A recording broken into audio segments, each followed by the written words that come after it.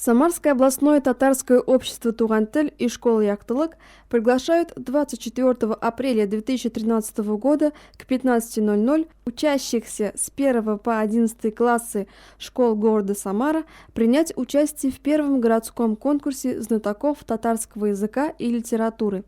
Конкурс состоится из двух туров. Устный тур – выразительное чтение стихотворений, монологов из творчества татарских писателей и поэтов. Письменный тур – выполнение заданий по татарскому языку и литературе в форме теста.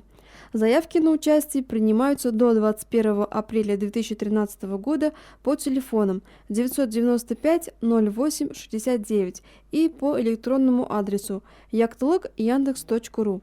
Победителей и участников ждут интересные подарки и призы. Результаты конкурса будут учитываться при выдаче рекомендаций на поступление в вузы Республики Татарстан, а также при приеме на работу в общественные и на иные организации на должности, требующие знания татарского языка.